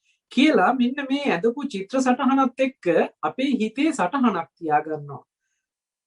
මේ පරමාණු ක්‍රමාංකය කොහොමද වෙලා තියෙන්නේ? ඒ කියන්නේ මේ පරමාණුවක් ගානේ වෙලා තියෙන ඉලෙක්ට්‍රෝනයන්ගේ පිහිටීම කොයි විදිහද කියන එක පිළිබඳව අපිට අදහසක් ඇවිල්ලා තියෙනවා. අපි මේ පිළිබඳව ගණන් හදනකොට එහෙම නැතිනම් මේ විභාගෙට ලියනකොට ඒ කියන කාරණාව මුල් කරගෙන අපිට ඕන තරම් නිවැරදි උත්තර ලබා දෙන ලකුණු ගන්නත් පුළුවන්. හැබැයි මම අහන ප්‍රශ්නේ තමයි මෙතනදී ඉලෙක්ට්‍රෝන කවදාකවත් අපි පියවියෙන් දැකලා තියෙනවද? න්‍යෂ්ටිය මේ ප්‍රෝටෝන නියුට්‍රෝන කියන ඒවා මේ ශක්ති මට්ටම් කියන ඒවා කවමදාකවත් මේ විදිහට ඉලෙක්ට්‍රෝන ගමන් කරන්න කියන එකවත් අපි ඇස් මට්ටමේ කවදාකවත් අපි අත්දැකීමක් වෙලා නැහැ. අපි දැකපු නැති සිද්ධියක්. හැබැයි අපිට ඉගෙනුවා. අපි අහලා දැනගත්තා. මෙන්න මෙහෙම එකක් වෙන්නේ කියලා. හැබැයි අපිට ඒ පිළිබඳව හොඳට දැනුම් සහිත බවකින් ඉන්න පුළුවන්. ඇහුවොත් කවුරු හරි කෙනෙක් මේ මූලද්‍රව්‍යයේ ඉලෙක්ට්‍රෝන පිහිටීම කොහොමද කියලා අපිට හොඳ ලස්සනට ඇඳලා විස්තර කරන්නත් පුළුවන්. ඒ සංයෝගයක් විදිහට එහෙම නැතිනම් මේ පරමාණුව තවත් පරමාණුවක් එක්ක බැඳිලා කොහොමද පවතින්නේ මේවා ඉලෙක්ට්‍රෝන මාරු කරගෙන කොහොමද පවතින්නේ කියලා මේ වගේ සිද්ධි ගණනාවක් අපිට පැහැදිලි කරන්න පුළුවන්කම තියෙනවා. හැබැයි ආලෝක අන්වීක්ෂයකින්වත් අන්වීක්ෂය වෙන්නේ නැති දකින්න බැරි ඉලෙක්ට්‍රෝන ප්‍රෝටෝන පිළිබඳව අපි මොනතරම් විශ්වාසයක් ඇති කරගෙන ඒව ඇත්තම කරගෙන අපේ ජීවිතේ තිබුණාද? කවදාකවත් දැකපු නැති සිද්ධියක්. බලන්න මේ දැකපු නැති දේවල් අපේ මනසේ සංඥා සටහන් විදිහට ඉතුරු කරලා අපිට නැවත සිහි කරගන්න පුළුවන් පරිසරයක් හදලා අපි මහා දැනුමක් තියනවා කියන තැනකින් අපේ මනස ඔසවලා තියෙනවා. ඇත්තට මේක ලොකු දැනුමක්. යම් කෙනෙක් මේක පරීක්ෂණාත්මකව ඉලෙක්ට්‍රෝන අන්වීක්ෂ වලින් බලලා ඒ පිළිබඳව ගවේෂණයක් කරලා හොයාගත්ත සිද්ධියක් තමයි මේ ලෝකෙට දෙන්නේ. යම් තාක් වැරදි වෙන්න පුළුවන්, නිවැරදි වෙන්නත් පුළුවන්. නමුත් ලෝකයට මේ ඉදිරිපත් කරන දර්ශනය විද්‍යාත්මක පැත්තෙන් ඒ කියන්නේ සයන්ස් පැත්තෙන් කරන ඉදිරිපත් කිරීම. ඒක අපි අද ඇත්ත කියලා ඉගෙන ගන්නවා. ඉගෙනගෙන ඒවට අනුව ගණන් හදනවා, ඒවට අනුව හිතනවා, ඒවට අනුව කටයුතු කරනවා. මේ විදිහේ කටයුතු කිරීමක් අපි කරලා තියෙනවා. අපිට නුවණක් තියෙනවා ඒ කිව්ව ගමන්ම ටක් ගාලා මේ දේවල් මෙහෙම කියලා හොඳට සිහි කරගන්න. කවමදාකවත් දැකපු නැති ඇහැ රූප චක්කු විඥාන. මේ චක්කු එහෙම නැතිනම් ඇහැ කියන එක බුදුරජාණන් වහන්සේ පෙන්නන අනිදස්සනයි. නිදර්ශනයක්වත් දෙන්න බෑ. කවදාකවත් දැකලත් නැහැ, දකින්නෙත් නැහැ, මතුවට දකින්නත් බෑ කියන. චක්කු විඥානය කියන එක දකින්න පුළුවන් එකක් නෙමෙයි. වර්ණය කියන එක විතරයි අපිට දකින්න පුළුවන්කම තියෙන්නේ. එහෙම නැතිනම් වර්ණ රූපේ විතරයි අපිට දකින්න පුළුවන්කම තියෙන්නේ. සනිදස්සන එකම රූපේ වර්ණ රූපේ. එතකොට මේ ඇහැවත් දැකලා නැතිකොට ඒ ඇහැවත් රූපේවත් චක්කු විඥානියවත් කියන මේ තුන්දෙනා එකතු වෙලා ස්පර්ශයක් වෙනවා කියන එකවත් ස්පර්ශය නිසා වේදනා සංඥාවක් ඇති වෙලා ඒක විඥානය විසින් හඳුනනවා කියන මේ කියන කාරණා ටික අපිට දකින්න බෑ එකපාරකට මේ කිව්වට මේ සිද්ධිය මෙහෙමයි කියලා. මේක ලෝකේ හොයාගන්නවා පුද්ගලයෙක්. මේ සංසාරික ජීවිතයක් ගත කරලා පෙරම් පුරාගෙන ඇවිල්ලා සම්මා සම්බුද්ධත්වයට පත්වෙච්ච භාග්‍යතුන් වහන්සේ නමක් විසින් මේ කියන සිද්ධිය දකිනවා. ඒ තරම් මහා ප්‍රඥාවකින් දකින සිද්ධියක්. ඒ දැකලා තමයි ලෝකයට පෙන්වන්නේ ලෝකෙ කියලා හදාගෙන ජීවත් වෙලාද ඇත්ත වෙලා තියෙන තැනක වෙලා තියෙන්නේ මෙන්න මේ ඇහැ රූප චක්කු විඥානය නිසා ස්පර්ශ වේදනා සංඥා නිසා විඥානය විසින් දැනගන්නවා කියන මෙන්න මේ දහම් න්‍යායක් ලෝකයට ඉදිරිපත් කරනවා. මේ දහම් න්‍යාය අපිට කිව්ව ගමන්ම එකපාරම පේන මට්ටමකට තියෙනවා නම් අපේ ආශ්‍රව ගතිය ගොඩාක් ගෙවිච්ච ගොඩාක් හිරිච්ච කෙනෙක්. ඒකයි දිත්තේ දිත්තමත්තං සුතේ සුතමත්තං මුතේ මුතමත්තං විඤ්ඤාති විඤ්ඤාතිමත්තං භවිස්සති කියලා මේ ඇහත් කනත් නහය දිව ශරීරයත් මනසත් කියන එහෙම නැත්නම් පේනවා ඇහෙනවා දැනෙනවා දැනගන්නවා කියන මේ සිද්ධි ටිකේ යථාර්ථය කතා කරනකොට දිත්තේ දිත්තමත්තං දැක්කොත් දැක්ක විතරයි ඇහුනොත් ඇහුණා විතරයි කියලා මේ විදිහට මේ යථාර්ථයම කියනකොටම යම් අය රහතන් වහන්සේලා බවටපත් වෙනවා. සෝවාන් සකදාගාමී අනාගාමී අරිහත් කියන මාර්ගඵලලාභීන් වහන්සේලා බිහි වෙනවා. ඒ දාරුචීරිය මහරහතන් වහන්සේ වගේ චරිත ගත්තාම මේ දිත්තේ දිත්ත මත්තන් සුතේ සුත මත්තන් මුතේ මුත මත්තන් විඤ්ඤාති විඤ්ඤාති මත්තන් භවිෂ්‍යති කියලා මේ වගේ සංසිද්ධියක් කතා කරනකොට දර්ශනීය පැහැදිලි කරනකොටම මාර්ගඵල ලබනවා. ඒකට හේතුව තමයි මේ ගහගෙන යන ආශ්‍රව ගතිය ගොඩාක් අඩු වෙලා තිබුණා. දර්ශනීය විතරයි අවශ්‍ය වෙලා තිබුණා. දර්ශනීය අහනකොටම අර ගහගෙන යන ආශ්‍රව අඩු නිසා එහෙම්ම මේ දර්ශනීය පීඩන බවට පත් වෙනවා. අද මේ දර්ශනීය අහලා දැනගත්ත අපේ ආශ්‍රව බලවත් හින්දා ඇදගෙනම යනවා මේ විඥානේ අර කියන කාම ලෝකයට. මොකද කාම ලෝකයේ තුල හුරු පුරුදු කරපු ආශ්‍රව ගතිය වැඩි. ඒ මේ ජීවිතේ විතරක් නෙමෙයි සංසාරිකව පවා අපි පුරුදු කරපු ආශ්‍රව ගතිය වැඩි හින්දා. එහෙමනම් දැන් අපිට තියෙනවා මේ ධර්මතාවය තුල ඇත්ත පෙන්න අර ඇදගෙන යන ගතිය ගෙවා දමන්න ආශ්‍රව ගති ගෙවන්නට තියෙනවා. එහෙමනම් දර්ශනයකින් දැකලා ඊට පස්සේ අපිට ආශ්‍රව ගෙවා දැමිය යුතු වෙනවා. ඒ නිසා ඇහැ රූප චක්කු විඥාන කියන තුන්දෙනා නිසා ස්පර්ශය ඇති වෙන්න මේ තුන්දෙනා වැය වුණාම මේ ස්පර්ශය නැවත මේ තුන්දෙනාට බහාලන්න බෑ කිව්වා වගේ ආපුව කොයිම වෙලාවකවත් ඇහැට රූපයක් හම්බ වෙන සිද්ධියක් වෙනකොට මේ බැහැරට අත දික් කරන්න එපා මේ රූපේ පෙනුණා කියලා. ඇත්තටම වෙලා තියෙන්නේ ඒ සතර මහා ධාතුව රාශි වෙච්ච එකේ සටහන තමයි ඇහැ මට්ටමට එහෙම නැත්නම් ප්‍රසාද මට්ටමට වැටුණ ඡායාව. ඇහත් රූපයක් කිව්වහම මේ ඇහැට වැටුණ ඡායාවයි විඥානයේ තෙන්ට යොමු වුණාම දකින්නවා කියන සිද්ධියකට වැය වෙන්නේ. එහෙම නැත්නම් දකින්නවා කියන සිද්ධියක් නිර්මාණය වෙනවා. අපිට යමක් දකින්නකොට වෙලා තියෙන්නේ ඇහැ රූප චක්කු විඥාන කියන තුන්දෙනා එකතු වෙලා ස්පර්ශ වේදනා සංඥා ඇති වෙලා විඥානයගේ දැන ගැනීමකට ගියා කියන මේ සමස්ත සිද්ධියම. මේ සිද්ධියම කියන එක ගන්න ඔසවලා පේනවා කියන තැනට. අද අපිට පේනවා කියන එක විතරයි ප්‍රකට. පේනවා කියන එකේදී ගන්න එපා මේ එළියෙන් තියෙන එකක් වෙනුණා. එහෙම නැත්නම් මේ බහැර තියෙන එක පේනවා කියන තැනකින්. ඇත්තටම වෙලා තියෙන අපි බලාගෙන ඉඳලා තියෙන්නේ ඇහැට වැටුණ ඡායා මාත්‍රේ විතරමයි. ඕක විද්‍යාත්මකවත් පෙන්නනවා මේ ඇහි ක්‍රියාවලිය ගැන පෙන්නනකොට ඉදිරියෙන් තියෙන රූපයක ඡායාවක් උඩියට කුරු වෙලා මේ ඇහි දෘෂ්ටි විතානයට වැටෙනවා. ඒ වැටෙන දෘෂ්ටි විතානයට වැටෙන ආලෝකයෙන් වැටෙන ඒ ඡායාව කේතු සෛල ටික පිච්චීමකට ලක් වෙනකොට එතනේ ලැබෙන ස්පර්ශය එහෙම නැත්නම් ඒ සිද්ධිය එතන අන්තර්ගත වෙන නියුරෝන් වලට ස්නායු පද්ධතියට ආවේගයක් සපයනවා. ඒ ස්නායු පද්ධතිය තුළ විද්‍යුත් ආවේග ටිකක් නිර්මාණය වෙනවා. ඉලෙක්ට්‍රොනික පල්ස් එකක් නිර්මාණය වෙනවා. මේ ඉලෙක්ට්‍රොනික පල්ස් ටික තමයි එකින් එකට නැවත නිෂ්පාදනය කරමින් සෛලයෙන් සෛලයට පණිවිඩයක් කරන්නේ. එතකොට මේ මොලේ දක්වා අරන් ගියපු පණිවිඩය ගිහිල්ලා තියෙන්නේ ඉලෙක්ට්‍රෝන පල්ස් එකක් විදිහට මිසක් අර ඇහැට වැටිච්ච රූපේවත් අරන් ගිහිල්ලා නැහැ. ඇස් ඉදිරි පිටට තිබිච්ච රූපේ ගැන කවර කතාවද? ඇහැ මට්ටමට ඇහි ප්‍රසාද මට්ටමට එහෙම නැත්නම් දෘෂ්ටි විතානයට වැටුණ මේ ඡායා මාත්‍රයකින් වැටුණ මේ ප්‍රතිබිම්බේවත් අරගෙන ගිහිල්ලා නැහැ. අරන් ගිහිල්ලා තියෙන්නේ ඒ පිච්චීමකට ලක් වෙච්ච සිද්ධියක තියෙන කාරණාවකට අදාළ වෙන විදිහට ඉලෙක්ට්‍රෝන පල්ස් එකක් විතරයි. විද්‍යුත් පණිවිඩයක් විතරයි අරන් ගිහින් මේක විද්‍යාවෙන් අපිට පැහැදිලි කරනවා. නමුත් මේක ඊට වැඩි ධර්මානුකූල පැත්තකට පෙන්නනවා.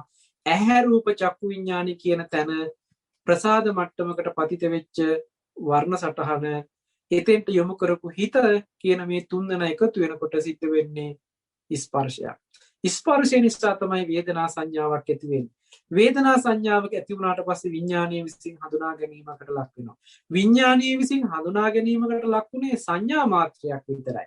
නමුත් මෙන්න මේ සංඥා මාත්‍රයද අර හේතු නැති වෙනකොට නැති වෙනවා කියන සිද්ධිය. අපි නිකන් උදාහරණයකට හිතන්න කණ්ණාඩියක් අතට අරගෙන අපි මේ කණ්ණාඩිය එක පැතිවලට හරව බලනකොට අපි හිතමුකෝ එක පැත්තකට හරවනකොට ඒ පැත්තේ තියෙන රූපවල ඡායාව මේ කණ්ණාඩියට පතිත වෙනවා. ඒ පතිත වෙච්ච ඡායාව එහෙමම තියාගෙන අපිට අනිත් තව එකක් පැත්තට හරවන්න පුළුවන්ද කියලා බලන්න. ඒ පැත්තට අනිත් තව පැත්තකට මේ කණ්ණාඩිය හරවනකොටම අර කණ්ණාඩියට වැටිච්ච ඡායාව ඉතුරු නැතුවම නැති වෙලා අලුතෙන් ඡායාවක් වැටෙන පරිසරය ඇතිවෙනවා.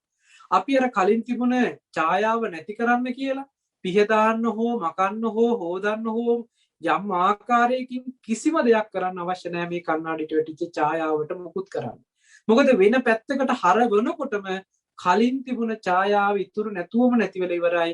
නොතිබිච්ච ඡායාවක්ම අලුතෙන් හටගෙන තියෙන්නේ. ඒකයි මේ ඇහැ රූප චක්කු විඤ්ඤාණ කියන මේ දේවල් නොතිබීම හටගෙන ඉතුරු නැතුවම නැති වෙනවා කියන දහම් න්‍යායක් අපිට පැහැදිලි කරන්නේ. මෙතනදී කෙටියෙන්ම අවසානයේදී කිව්වොත් ඇහැයි රූපයත් චක්කු විඤ්ඤාණයත් කියන මේ තුන්දෙනා නිසා ස්පර්ශයක් ඇති වෙලා ස්පර්ශය නිසා වේදනා සංඥාවක් ඇති වෙලා මේ සංඥාව විසින් විඤ්ඤාණයාගේ හඳුනා ගැනීමකට ලක් වෙනකොට මේක මේ විපාක ස්කන්ධ ටික පෙර සංසාරේ කරපු කර්මයකට ලැබුණ විපාකයේ ස්කන්ධ ටික හම්බ වෙලා කියලා කියන්නේ මෙන්න මේ ටිකටයි මේ ක්‍රියාකාරකමටයි මේක මම මේ ඇහැ ගැන විතරයි කිව්වේ කන ගැනත් නහය ගැනත් දිව ගැනත් කය ගැනත් මනස ගැනත් කියන මේ ආයතන 6 පිළිබඳව ඔය එකම න්‍යායෙන් දකින්න. කණ්ණාඩි 6ක් කියලා හිතා ගන්න මේ කියන ආයතන 6. එතෙන්ට වැටෙන ඡායා මාත්‍රය කියලා හිතා ගන්න ඒ ප්‍රසාද මට්ටම. එහෙම නැත්නම් මේ ප්‍රසාද මට්ටමට වැටෙන උපාදාය රූපේ. මේ විදිහට මේ කිව්ව කාරණේම අනිත් ආයතන වලටත් තියාගන්න. මෙන්න මේ සිද්ධිය නොදකින නිසා ආශ්‍රවයකට ගහගෙන ගිහිල්ලා මේ විඥාණය සතර මහා ධාතු රූපේ පැත්තට නැඹුරු වෙලා ඒ පැත්තේ නිමිති ගන්න ගියොත් ඔන්න දැන් අලුතෙන් මේ පැත්තට ඒ කියන්නේ සිද්ධ වෙච්ච සිද්ධිය අතහැරලා අලුත් සිද්ධියක් නිර්මාණය කරනවා. අලුත් සිද්ධියක් නිර්මාණය කරන්න ඇති බවට තියනවා කියන තැනකින් නිර්මාණය කරගත්ත මේ නව සිදුවීම නව කර්ම වෙනවා. අලුතෙන් කර්ම කරන ගණීට යනවා.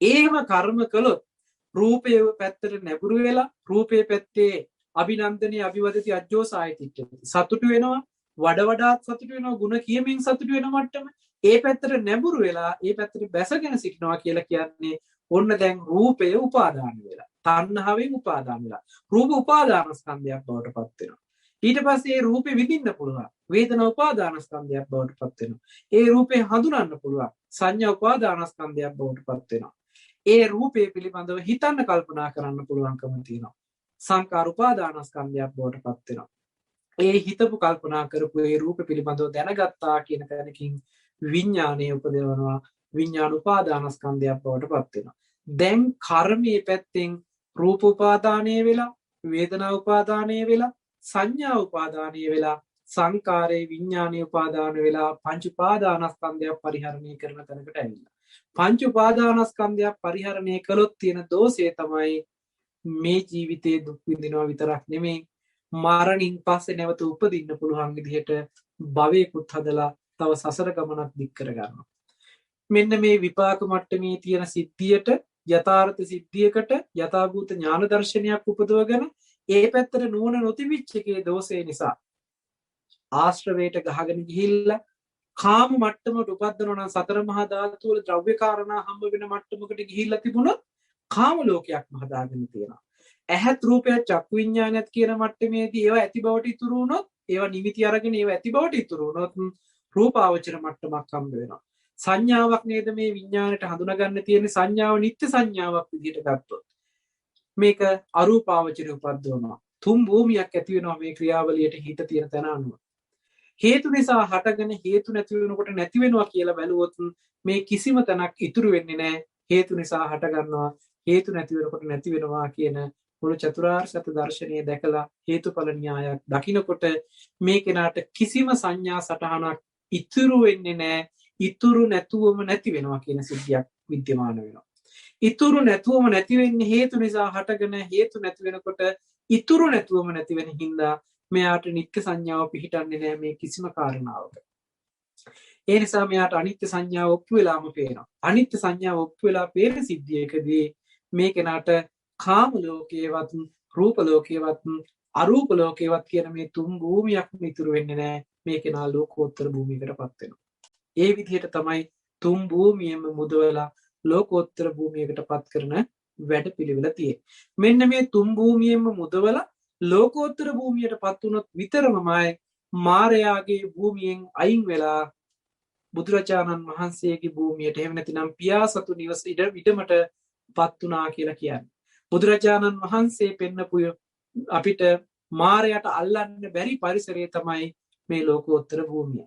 අපි කාමාවචර පැත්තට ගිහිල්ලා ඒ නිත්‍ය සංඥාවෙන් කාම වස්තු ඇසුරු කරනවා නම් රූපාවචර මට්ටමට ගිහිල්ලා නිත්‍ය සංඥාවෙන් රූප ඇසුරු කරනවා නම් අරූපාවචර මට්ටමට ගිහිල්ලා නිත්‍ය වශයෙන් සංඥා එහෙම නැතිනම් නාම ධර්ම ටික ඇසුරු කරනවා නම් මේ මායාවේ භූමිය කියලා හඳුන්වනවා. ඉතින් අද දේශනාවේ මාරපාස සූත්‍ර දේශනාවේ මේ මායාවේ භූමිය සහ මායාවේ වසඟයට යන්නේ කොහොමද කියන කාරණා ටික පෙන්නලා මේ මායාවේ වසඟයෙන් මිදෙන්නේ කොහොමද කියන කාරණාවත් පෙන්නලා අද පැහැදිලි කළා තුන් භූමියම ඉක්මවල යන්න පුළුවන්කම ලැබෙන ශාසන දර්ශනය මොකක්ද කියන පණිවිඩය. ඉතින් මම හිතනවා ඔබට යම් මට්ටමකින් මේ කියන පණිවිඩය පැහැදිලි ඇති කියලා. ඉතින් දේශනාව අවසන් කරන්නට සූදානම්. ඊට පෙර ආතු ඔබට යම් ආකාරයක ගැටලුවක් තියෙනවා නම් මේ කිව්ව කාරණේ පිළිබඳව තවදුරටත් ඔබට මතක් කරනවා. ගෞරවනීය මාංකඩවල සුදස්සන ස්වාමීන් වහන්සේගේ අලුත්ම දේශනා දෙකක් මම හිතන්නේ මේ වෙනකොට නිකුත් කරලා තිබෙනවා. ඒ දේශනා ටික ශ්‍රවණය කරන්නට කියලා මතක් කරනවා. තවත් ඔබට යම් ගැටලුවක් තියෙනවා නම් අපිට යොමු කරන්න අපි ඉදිරි වැඩසටහන් වලදී ඔබට ඒ ගැටලු විසඳන විදිහට ධර්ම කරුණු පැහැදිලි කරලා දෙන්න බලාපොරොත්තු වෙනවා. ඉතින් මම හිතනවා වැඩසටහන සමාප්ත කරන්නට කාල වේලාව හොඳයි කියලාද මොකද වෙනදට වඩා කාලය ගත නිසා ගැටලුවක් තියෙනවා නම් ඔබට පුංචි වෙලාවක් විනාඩි කිහිපයක කාලයක් අරගෙන අවස්ථාව දෙන්න. මොකද කාල වේලාව ගොඩාක් ගිහිල්ලා තියෙන නිසා ගැටලු ගොඩාක් කතා කරන්න බැරි වෙයි. එකකට හෝ දෙකකට වගේ අවස්ථාව ලබා දෙන්න පුළුවන්. සාදු සාදු සාදු ඔබ වහන්සේට අප්‍රමාණ පින් කුසලක්පත් වේවා ස්වාමින් වහන්සේ. පින්වතුන්ට ප්‍රශ්න තිබේ නම් මයික්‍රොෆෝන් එක ඔන් කරලා ප්‍රශ්න යොමු කරන්න පුළුවන් දැන්.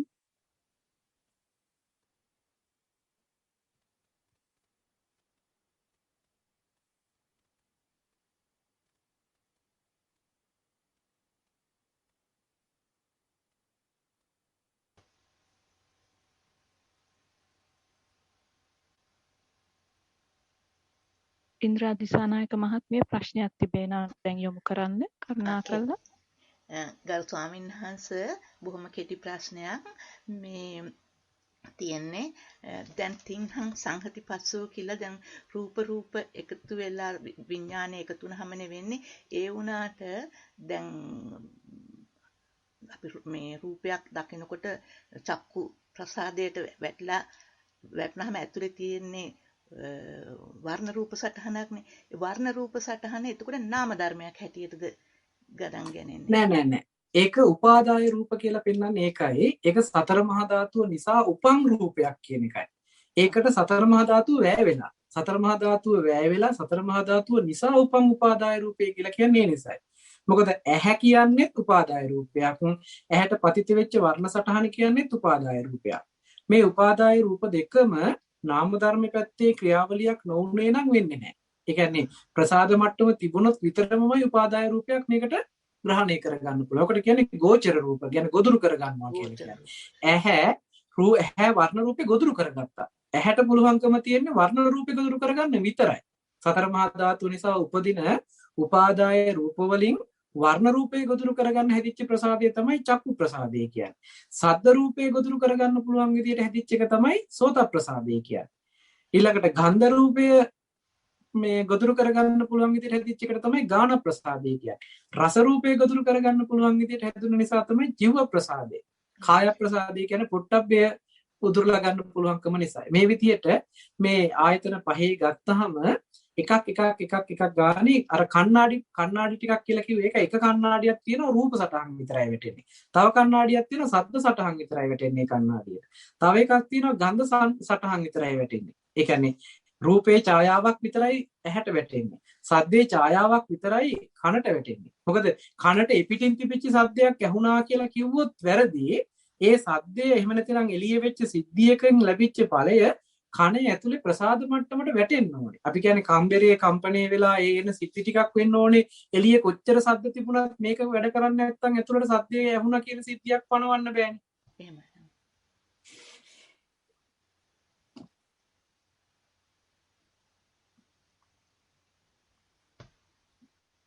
පැහැදිලි නේද එහෙම? පැහැදිලි ස්වාමීන් වහන්සේ බොහොම පිං ස්වාමීන් වහන්සේ. ඒ නිසා එතනේ ප්‍රසාද මට්ටම කියන කාරණාව හොඳට පැහැදිලි කරගන්න ඕනේ ඒකත් උපාදාය රූපයක්. ඒකට වැටුණ ප්‍රසාද මට්ටමට වැටිච්ච වර්ණ රූපය කියන්නේ උපාදාය රූපයක්. උපාදාන නෙමෙයි උපාදාය කියලා පෙන්නන්නේ සතර මහා ධාතු නිසා උපන් උපාදාය රූපයක් කියලා. එහෙමයි. බොහොම පිං. හොඳයි තේරුම් තෙරුවන් සරණයි. ඊළඟ ආත්මයේ ඔබතුමියට ප්‍රශ්නය තිබේ නම් දැන් යොමු කරන්න පුළුවන්. තෙරුවන් සරණයි ස්වාමීන් වහන්සේ. මේ ළඟදී සාකච්ඡාවක් තියෙනකොට උපාදාය වචන ගැන මත 3-4ක් මේ ඉදිරිපත් වුණා. මට ඒක කරුණා කරලා හොඳට තේරුම් කරලා දෙන්න උපාදාය කියන වචනේ තේරුම. උපාදාය කියන වචනේ තේරුම සතර මහා ධාතුව උපකාර කරගෙන නිර්මාණය වෙන රූපයක්. ඒ කියන්නේ සතර මහා ධාතු අපි නිකන් උදාහරණයකට කියන්නම් මම මේක තේරෙන්න. අපි පාම් පිටි අරගෙන පාම් පිටි වලින් රොටි හදා ගන්නවා කියලා හිතන්නකෝ. දැන් රොටි හදන්න උපකාර කරගත්තේ පාම් පිටි. හැබැයි රොටියක් හැදුවට පස්සේ ඒකේ තියෙන හැඩය දෙපැත්ත පුච්චලා ගත්තට පස්සේ ඒ හැඩය එහෙමම පිහිටලා හිටිනවනේ. අපි ඒකට දැන් පාම් පිටි කියන්නේ නැහැ. ඒකට රොටි කියලා කියන්නේ. පාම් පිටි වලින් අපි හදාගත්තේ කියන්නකෝ ආප්ප හරි පාන් හරි බනිස් හරි මොන හරි දෙයක්. දැන් ඒකට පාම් පිටි කියලා නම යොදන්නේ නැහැ. හැබැයි පාන් හරි වේවා බනිස් හරි වේවා ආප්ප හරි වේවා රොටි හරි වේවා පිට්ටු හරි වේවා යම් යම් නිර්මාණ ටිකක් වෙලා තියෙනවා නම් ඒ ටික නිර්මාණය කරන්න පාම් පිටි කියන එක වැය වෙලා. හැබැයි දැන් එතන පාම් පිටි නියෝජනය කළාට දැන් ඒක පෙනී හිටින්නේ පාම් පිටි විදිහට නෙමෙයි. පැහැදිලිද? සතර මහා ධාතුව කියන එකෙන් නියෝජනය වෙලා තියෙන ඒ සතර මහා ධාතුව හේතු වෙලා උපාදාය මට්ටමේ රූපයක් නිර්මාණය වෙනවා. ඒක උපාදාය මට්ටමේ නිර්මාණය කරන නාම ධර්මයාගේ යම් වැයවීමක් කර්ම විපාක මට්ටමක්. ඒ කියන්නේ අවිද්‍යා කර්ම තණ්හා ආහාර කියන ප්‍රත්‍ය 4ක් වෙන්නනවා. ඔය 4 නිසා තමයි ඇහැ කියන උපාදාය හැදෙන්නේ. ඒ ඇහැ කියන උපාදාය සතර මහා ධාතුවෙන් තමයි නිර්මාණය වෙන්නේ. හැබැයි දැන් ඒක නියෝජනය කරන්නේ සතර මහා ධාතුව කියන ගණයට නෙමෙයි ප්‍රසාද රූපේ කියන තැනට. දැන් වීදුරුවක්ම රසදිය කාලි ඉවර වෙලා වීදුරුවක් පෙත්තෙන් රසදිය ගෑවට පස්සේ දැන් ඒකට වීදුරුව කියන්නේ නැහැ. ඒකට අර ප්‍රතිබිම්බේ වැටෙන හින්දා අපි ඒකට දැන් කණ්ණාඩිය කියනවා.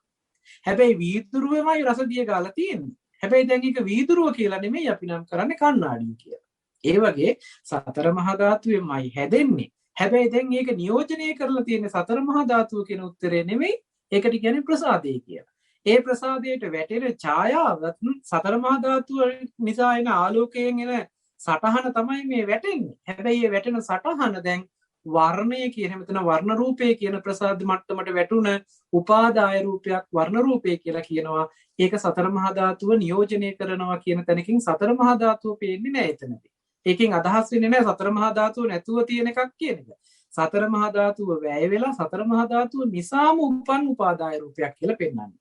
චතුර්ණංච මහා භූතානං උපජ්ජති උපාදාය රූපං කියලා කියන්නේ සතර මහා ධාතුව වැය වෙලා සතර මහා ධාතුව නිසාම උපන් උපාදාය රූපයක් කියලා තමයි පැහැදිලි කරන්නේ. මම හිතනවා පැහැදිලි ඇති කියලා.